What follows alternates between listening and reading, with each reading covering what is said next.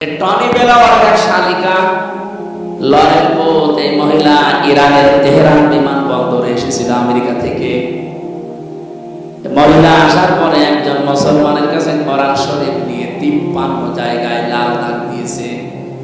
সংবাদ সম্মেলন করে বলছে, আমি 53 জায়গায় ভুল পেয়েছি। কি চেষ্টা করে তারা বলতো? আমি বাইরের দেশগুলোতে যেখানে আমারে নিয়ে যায়, সফরে গেলে আগে বিশ্ববিদ্যালয়ে যায়। সিঙ্গাপুরে, মালয়েশিয়া, থাইল্যান্ড, যত দেশে আমারে নিয়ে গেল এ পর্যন্ত আমি আগে যে দেখি ও দেশের ভার্সিটি। বিশ্ববিদ্যালয়ে যাওয়ার পরে পরিচিত কাউকে পেলে, কয়েকদিন আগে সৌদি আরবে আমার এক বন্ধু ওখানে পড়ে, পরে বললাম যে দোস্ত নিয়ে চলো আমার এই লাইব্রেরিতে। আগে লাইব্রেরিতে গিয়ে আমি চিন্তা ভাবনা করে দেখি যে এখানে কি ধরনের বই পড়ানো হয়, পাওয়া যায়। আমার কুষ্টিয়া বিশ্ববিদ্যালয়ের যে লাইব্রেরি, আমার হয় 2 মিনিটে ঘুরে শেষ করে দেওয়া যাবে। মালয়েশিয়া ইন্টারন্যাশনাল ইসলামিক ইউনিভার্সিটি, যেটা ওর লাইব্রেরি যত বড়, আমি পুরাটা এলাকা ঘুরে দেখেছি। কুষ্টিয়া বিশ্ববিদ্যালয়ের চাইতে কমপক্ষে 20 ডবল বড় হবে, এত বড় এরিয়া। একটা বিশ্ববিদ্যালয় যদি আমাদের দেশের বিশ্ববিদ্যালয়ের চাইতে 20 ডবল বড় হয়, তার ক্যাম্পাস, তার লাইব্রেরি কত বড় হতে পারে? আপনি বই খুঁজবেন, নিজে যে অমুক বই পেয়ে যাবেন না, কম্পিউটারে টিপ দেওয়া লাগবে। কত তালায় আছে, কত কামরায় আছে, কত তাকে আছে, কত লাইনে আছে, ওটা লেখা উঠবে, ওই জায়গায় যে ওই বই পাবেন। তাছাড়া যদি নিজের মন মতো যে খুঁজতে চান, আমার মনে হয় আপনার জীবন শেষ। এত বড় বড় বিশ্ববিদ্যালয়গুলো যে আমি ছোট্ট জীবনে দেখেছি, ওরা যত বই থাকুক না কেন, সবার উপরে আল কোরআন এটা ওখানে লিখে দেয়। যে সমস্ত দেশে মুসলমান কম, যেমন সিঙ্গাপুরে 100 জনের মাত্র 5 জন মুসলমান, 95 জন সেখানে কাফের, বিভিন্ন জাতির লোক আছে, মুসলমান না। থাইল্যান্ডে ওই রকম মুসলমান হয়তো 2-3%, বাকি সবগুলো তারা কাফের। আমার এক বাজারে নিয়ে গেল থাইল্যান্ডে, বাজারে যে দেখি গোশত বিক্রি করছে, সামনে তাকালাম দেখি শুধু মাথা। জিজ্ঞাসা করলাম ইংরেজিতে ওনারে যে কি এটা, আমারে বলছি ডগ। ডগ মানে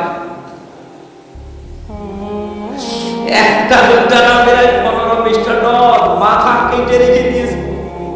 ওরা তো বিসমিল্লাহির রহমানির রহিম বলেনি, এক কোপে আলাদা। সাপ, বড় বড় সাপ, জিয়ান মাছে শুধু মাথা কেটে এই যে মাছের মতো পিস পিস করে। এরকম একটা দেশেও বিশ্ববিদ্যালয়ের দিকে তাকা, কত হাজার হাজার বই তাদের আছে, নিচের থাকে, ওপরে যেটা আছে সেই জায়গায় আছে দি হরি কোরআন। জোরে বলুন সুবহানাল্লাহ। ওরা আর কিছু না করুন, নতুন কোন তথ্য যদি বের করতে চায়, কোরআন ছাড়া সম্ভব না। কিয়ামত পর্যন্ত পৃথিবীতে যত রকমের বিজ্ঞানী আসবে, সে আস্তিক হোক আর নাস্তিক হোক, কিছু যদি নতুন দুনিয়াকে দিতে চায়, মাস্ট দিয়ে তাকে কোরআনের কাছে ভিক্ষা চাওয়া লাগবে। কথা বুঝতেছেন? কি গবেষণা তাদের জীবনে আছে। এই যে লরেন বোথ বলছিলাম, মহিলা অনার্স মাস্টার্স করা, ডক্টরেট করা, কোরআন পড়তে 1 দিন 2 দিন করে পড়ে না, 3 বছর একাধারে পড়েছে। আর আমার মতো আনা কম জানা কম পড়ে নাই, পড়েছে একবারে বুঝে বুঝে, এক একটা শব্দের অর্থ বের করেছে, একাধিক। কোন শব্দ কোন জায়গায় অ্যাপ্রোপ্রিয়েট হয়, কোন জায়গায় কোন শব্দ মিলতে পারে, এইরকম বুঝে বুঝে কোরআন পড়েছে। 53 জায়গায় সে লাল দাগ দিয়েছে, আন্দাজে না, বুঝে শুনে দিয়েছে। কিন্তু আল্লাহর ইশারা, যেখানে ও লাল দাগ দেয়, শেষ পর্যন্ত মুসলমান হয়ে গেছে। জিজ্ঞাসা করছে যে আপনার ধর্ম খ্রিস্টান, তাম পৃথিবীতে সবচাইতে বেশি মানুষ বাস করে খ্রিস্টান ধর্মে, আপনি সেই বাপদাদার ধর্ম বাদ দিয়ে এ পৃথিবীতে মুসলমানদের ধর্ম এমনিতেই মানুষ দেখতে পারে না। এদেরকে টেররিস্ট বলা হয়, জঙ্গি বলা হয়, সন্ত্রাসী বলা হয়। আর আপনি এই ধর্ম মেনে নিলেন মানে লরেন বোথ জানিয়েছে আমি মুসলমানদের চেহারা দেখে তাদের আচরণ দেখে মুসলমান হচ্ছি না, আমি মুসলমান হয়েছি আল্লাহর কোরআন দেখে। আমি 53 জায়গায় লাল দাগ দিয়েছিলাম ঠিক, এতদিন শুনতাম যে মুসলমানের কোরআনে কোনো ভুল নেই, তা আমার দৃষ্টিতে আমি পেয়েছি আল্লাহ দয়া আমার উপরে, আল্লাহর ইশারায় যেখানেই লাল দাগ দিয়েছি ভুল ধরেছি, দেখি তার পরের আয়াতে বা পরের সূরাতে ওই আয়াতের জবাব আমার আল্লাহ 1500 বছর আগে দিয়ে দিয়েছে। 257টা রাষ্ট্র আছে, সব রাষ্ট্রকে তারা সবক দিয়ে বেড়ায় যে নারীর অধিকার সমান সমান করা লাগবে, বলে না? অথচ নিজেরাই কথা আজ পর্যন্ত মানের 144 বছর চলছে আমেরিকা স্বাধীন হওয়া, অথচ তারা আজ পর্যন্ত মানে নাই। আমি বারাক ওবামা পর্যন্ত পড়েছিলাম ইতিহাস, এরপরে তো বারবার আসতেছে যে লোকটা ডোনাল্ড ট্রাম্প, ও দেখতে আমার মনে হয় একটা মাতাল, ও কিন্তু রাজনীতিবিদ না, একটা ব্যবসায়ী। হঠাৎ করে লাইনে এসে বিভিন্ন কায়দা কৌশলে হয়ে গেছে পরপর 2 বার। আপনি দেখবেন এরকম একটা মাতাল মার্কা লোক যার নামে নারী কেলেঙ্কারি পর্যন্ত আছে। আপনি দেখেন কয়েকদিন আগে তার এগেনস্টে দাঁড়িয়েছিল কমলা হ্যারিস। এ পৃথিবীতে যদি শিক্ষিত নারী আপনি খোঁজ করেন জেনারেল লাইনে 10 জন যদি আপনি শিক্ষিত নারীর তালিকা করেন কমলা হ্যারিসকে একজন পাবেন।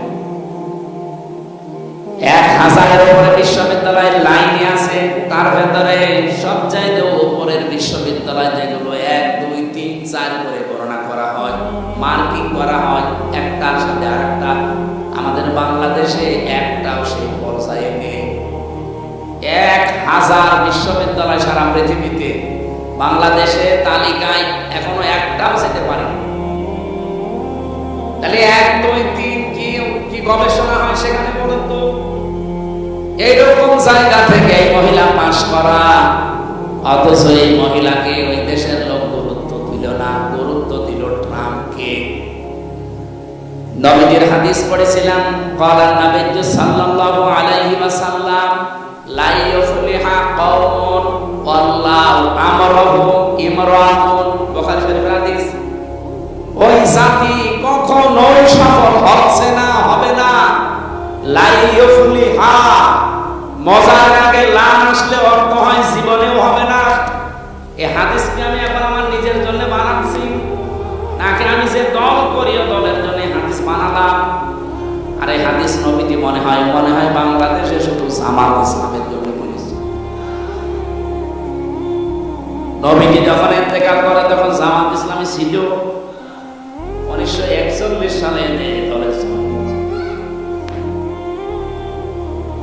আর আমি তো আমার জন্ম হচ্ছে 1992 সালে,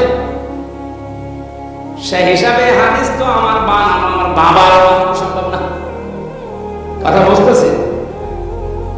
কি বলে একটু বিবেকের আয়না দিয়ে একটু চিন্তা করেন, দেখেন তো। নবীজি বললেন লা ইউফলিহা, যদি ইফলিহ বলতেন আমি অর্থ করে ফেলতাম। এই লামটা দিয়ে আমিও ঝামেলায় আছি। বিশ্বনবী নিজে গ্যারান্টি দিচ্ছেন কখনো সফল হচ্ছে না, হবে না।